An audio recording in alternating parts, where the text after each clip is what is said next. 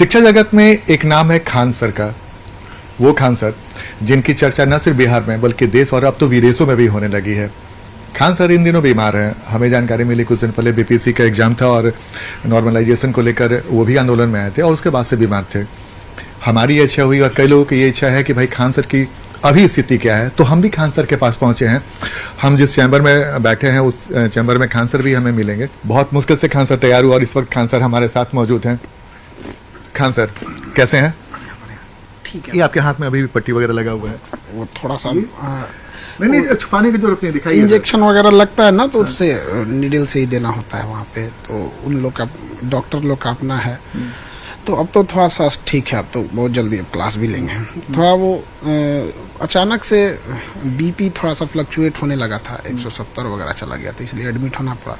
उसके बाद अभी कैसा है तबीयत? अभी ठीक है। वहाँ पर एक्चुअल में हुआ था कि हम थोड़ा सा बीमार चल रहे थे 1.5-2 मंथ से। तो हम सोचे थे कि एग्ज़ाम ख़त्म हो जाएगा तो अच्छे से ट्रीटमेंट करा लेंगे यहाँ पे। और उसी बीच ये बीपीएससी ने तांडव कर दिया, उस वजह से प्रोटेस्ट करना पड़ा था। अच्छा, ये नॉर्मलाइजेशन को लेकर जो विवाद शुरू हुआ, आप वहाँ पे पहुँचे, क्या विवाद था सर? बीपीएससी के चेयरमैन ने तो कहा कि भाई नॉर्मलाइजेशन की कोई बात ही नहीं थी। बीपीएससी चेयरमैन सरासर अपनी बातों से पलट रहे हैं। वो अंततः कहते रह गए कि नॉर्मलाइजेशन हमारा अधिकार है, हम इसे अंतिम दिन भी चाहे तो चेंज कर सकते हैं। और उन्होंने कभी स्पष्ट नहीं किया। और अगर लोगों को लगता है कि अगर ये बच्चे बेवकूफ़ी कर रहे हैं तो खुद से पूछे कि बच्चे आखिर क्या चीज़ देख के लौट गए। तो एक्चुअल में हुआ क्या ना कि हम लोग की एक ही मांग थी कि आप इसको ऑफिशियली बोल दीजिए।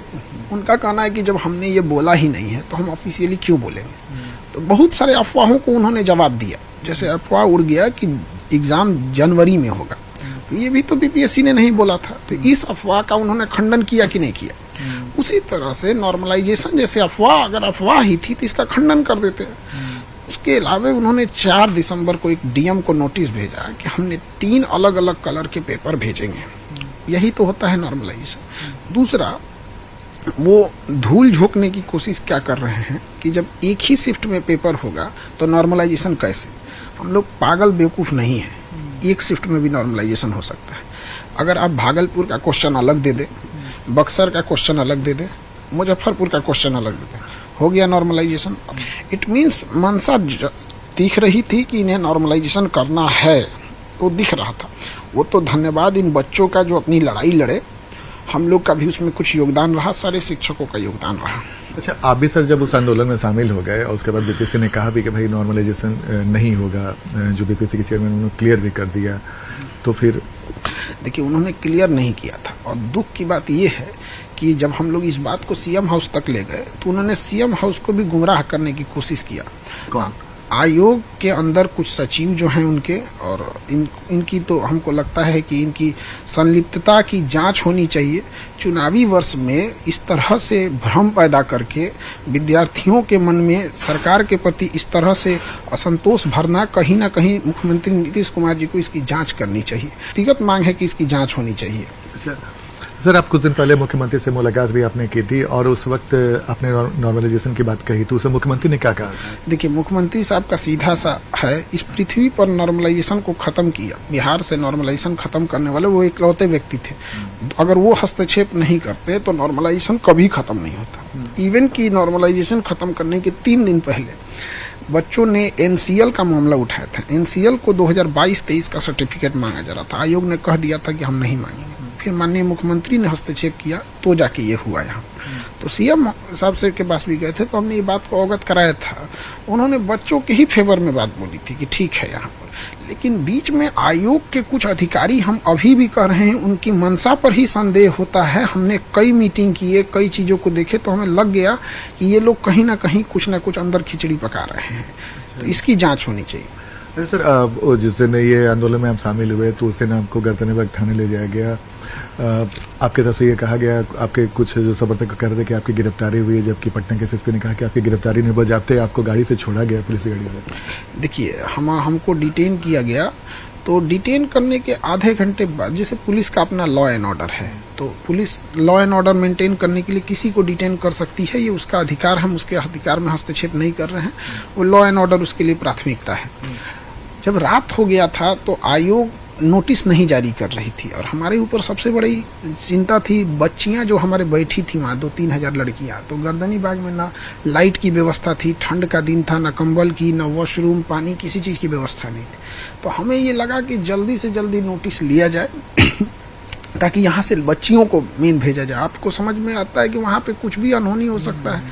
तो हम आयोग की ओर जाने लगे ताकि दबाव बनाए कि जल्दी से जल्दी दिया जाए। तो बीच रास्ते में हमें डिटेन कर लिया गया और हम कुछ देर थाने में बैठे थे, आधा घंटा तक। उसके बाद एसडीपीओ मैडम आई तो उन्होंने कहा कि हम आपको अगर अशांति फैलाए होंगे लोग या कुछ भी हुई होगी तो हम एफआईआर करेंगे आपके ऊपर। तो हमने कहा आप जांच कर लीजिए, हम लोग तो गर्दनी बाग धरना स्थल पर बैठे हैं, यहाँ कोई अशांति नहीं है और हमारी मांग जब तक नहीं मांगी जाएगी हम नहीं लौटेंगे यहाँ से।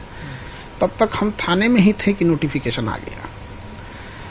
उसमें नेटवर्क काम नहीं करता है। अब हमारा नेटवर्क थाने में उतना नहीं काम कर रहा था तो हमने फ़ोन किया कि यहाँ तो बताया जा रहा है कि नोटिफिकेशन आ गया। तो वहाँ से भी किसी ने बोला हाँ सर नोटिफिकेशन आ गया, नॉर्मलाइजेशन ख़त्म। तो हम लोग की 3 मांगे थी कि जिनका टेक्निकल खराबी, सर्वर खराब की वजह से फॉर्म भरने का मौका छूट गया है उन्हें दिया जाए और थोड़ा एग्ज़ाम डेट एक्सटेंड किया जाए। लेकिन चूंकि वो थाने में बैठे थे वहाँ एक अलग प्रेशर होता है। हमने देखा कि नोटिफिकेशन आया है तो सारी बातें होंगी यहाँ पर। जब नोटिफिकेशन आ गया तो हमें लगा कि उसके बाद से भगदड़ होने लगा यहाँ पे। तो लड़कियाँ सब लड़के निकलने लगे।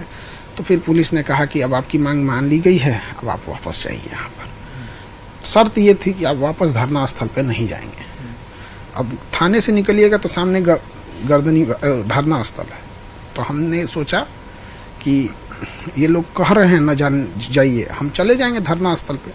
बट वो एरिया पता नहीं कहाँ था। तो उन्होंने कहा कि हम आपको धरना स्थल पे नहीं जाने देंगे, अगर धरना स्थल पे गए तो केस हो जाएगा। डर इस बात की रहती है कि बच्चों पे अगर केस हो गया ना तो उनका करियर खराब हो जाता है। तो कहीं ना कहीं एक दोनों ओर से हम लोग को सोचना रहता है।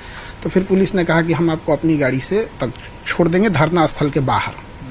तो हमारी हम बाहर कहीं उतार देंगे तो हम सड़क पे नहीं ना टहलने लगेंगे। तो हमारी गाड़ी पता नहीं कहाँ थी उस भीड़ भाड़ स्थल में। तो नक्शा ही समझ में नहीं आता है गर्दनी बाग का।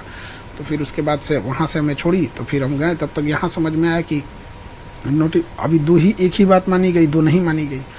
और हमारी तबीयत ठीक नहीं थी, मेरा बीपी 170 हो गया था। तो हम एक आदमी को फ़ोन किए कि देखिए मेरा बीपी 170 हो गया है।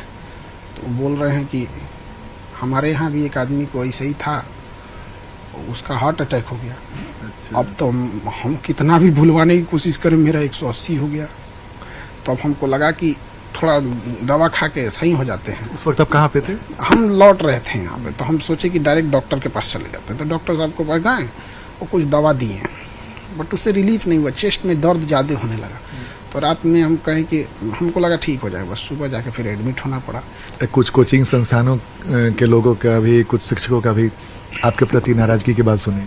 देखिए हमसे नाराजगी बस एक बात की है कि आज हम लाखों रुपए फीस लेने लगेंगे तो हम उन शिक्षकों की नज़र में बहुत अच्छे आदमी हो जाएंगे। तो शिक्षकों के समूह में हमको इसी वजह से हमको नहीं रखा गया। एक समूह है कि इन्होंने फीस को बिजनेस खराब कर दिया। हमने कहा कि भाई आपको बिजनेस करना है तो आप कुछ भी कर लो, शिक्षा बिजनेस नहीं होता है। कि जब कोई पेपर लीक होता है तो कई बार कोचिंग संस्थानों की भूमिका पर सवाल खड़े हो जाते हैं। क्या आपको लगता है कि वाकई ये संभव है कोचिंग संस्थानों की भूमिका को लेकर? देखिए एक जो पेपर लीक करने वाले दलाल टाइप के जो लोग होते हैं उनका बच्चों से कोई कनेक्शन नहीं होता है। बीच में कोई ना कोई व्यक्ति ही है जो कनेक्शन कर रहा है। तो इसकी जांच सीबीआई या ईओयू करे और हाई कोर्ट की निगरानी में जांच हो। जिस पे संदेह हो उस पर नार्को टेस्ट करना जरूरी है। नार्को टेस्ट करिए, स्टार्टिंग हम ही से करें और जिस पे भी संदेह होता है उसको फांसी की सजा होनी चाहिए, क्योंकि बच्चों का भविष्य खराब होता है। पढ़ने वाले बच्चों का मनोबल गिर जाता है। छात्रों में सर आप बेहद लोकप्रिय हैं, लेकिन विवाद भी आपके साथ जुड़ जाता है। अब बीपीएससी का मामला हो या नॉर्मलाइजेशन का मामला हो, खान सर और विवाद में क्या है सब? अब देखिए बच्चों के लिए कौन लड़ेगा? 2 ठो बात बोल देने से बच्चों का, ऐसा नहीं है कि कुछ बात बोल देंगे तो बच्चों का बात मतलब सरकार मान लीजिएगा। उसके लिए लड़ना पड़ता है। जब भी आप लड़ते हैं किसी से तो फिर कहीं ना कहीं कुछ के मन में तो खटकते ही रहते हैं, तो विवाद आ ही जाता है। लेकिन कुछ भी हो जाए, बच्चों के भविष्य खेलने नहीं देंगे हम इसको, चाहे वो पुराना भी मामला उठा के देख लीजिए यहाँ पर। आखिर देखिए, हम आयोग को कहते हैं कि आप अगर स्ट्रिक्ट थे नॉर्मलाइजेशन लेने के तो लास्ट तक रहना चाहिए। जब सीएम साहब हस्तक्षेप कर दिए तो पलट गए। यहाँ पे सीएम साहब को इन लोग को एक दिन क्लास लेना चाहिए, बढ़िया से क्लास लेते हैं कि छात्रों के बहाने कहीं सियासत में आने का इरादा तो नहीं है, और खान सर कहीं छात्रों के बहाने सियासत में अपने के लिए जगह तो बनाना नहीं चाहते हैं। देखिए, हमें राजनीति नहीं करनी है, लेकिन हम इस बात के पक्षधर हैं कि पढ़े लिखे लोगों को राजनीति में जाना चाहिए। चूंकि 24 चुनावी वर्ष था तो इतना ना बोला लो कि खान सर चुनाव लड़ रहे हैं, तो हम लोग को नहीं लड़ना था। 25 में भी नहीं लड़ना है, हम लोग को स्पष्ट बोलते हैं। लेकिन क्या है ना कि 25 का चुनावी वर्ष है, जिसको देखो उसको वहीं कर देते हैं लोग। लेकिन इतना तो हम जरूर कहते हैं, जो हमारे बच्चों के भविष्य के साथ खिलवाड़ करेगा, जो बच्चों के हित को नहीं सोचेगा, शिक्षा को व्यवसाय बनाएगा, तो फिर तो शिक्षित लोगों को हम जागरूक करेंगे और इसका खामियाजा भुगतना पड़ेगा। अब जैसे आयोग ने किया, माननीय मुख्यमंत्री जी ने हस्तक्षेप किया, हर पढ़े लिखे को दिख रहा है कि किस व्यक्ति ने हस्तक्षेप किया तो नॉर्मलाइजेशन को हटा, सबको दिख रहा है कि कैसे बिहार पुलिस में एनसीएल हटा है यहाँ पर। तो ये तो हम जरूर कहेंगे कि पढ़े लिखे लोगों को राजनीति में आना चाहिए। हमारे पास पढ़ाईला से फुर्सत नहीं है और हमारा काम है कम से कम 20 करोड़ लोगों को शिक्षा देना। अभी हम लोग 2 करोड़ तक पहुंचे हैं, अभी बहुत लंबा काम बाकी है। लेकिन आप सर बात छात्रों के हित की कर रहे हैं, लेकिन कह रहे हैं कि अगर जो छात्रों का हित करेगा उसको हम छोड़ेंगे नहीं, उसे खामियाजा भुगतना पड़ेगा। ये भी तो एक राजनीति का पार्ट ही न हो सकता है सर। नहीं, हम लोकतंत्र में रहते हैं, इसका मतलब ये नहीं कि हम गुलाम हैं। लोकतंत्र का मतलब होता है आप जनता के लिए अच्छा काम कीजिए। देखिए, अगर हम ये बात कहते हैं कि आयोग ने गलत किया नॉर्मलाइजेशन थोप के, तो हम ये बात खुल के कहते हैं आयोग ने गलत की, और ये बात ये भी कहते हैं कि मुख्यमंत्री जी ने हस्तक्षेप किया, पहले हस्तक्षेप करते और थोड़ा बढ़िया से क्लास लगाते इन लोग का मनबड़ हो गए हैं सभी लोग यहाँ, तो ज्यादा सही से रह गए यहाँ। नहीं, आपने कहा ना कि अच्छे लोग को आना चाहिए, तो अच्छे लोगों में से आप भी हैं, आप छात्रों के हित की बात कर रहे हैं, तो क्या खान सर कभी भविष्य में राजनीति की ओर कदम रख सकते हैं? हमारा देखिए, हमारे रखने से किसी एक व्यक्ति से समाज नहीं बदलता, हर व्यक्ति को अपनी चीजों को समझना पड़ेगा। तो सब व्यक्ति अगर बदलेगा तो ही समाज बदलाव होगा।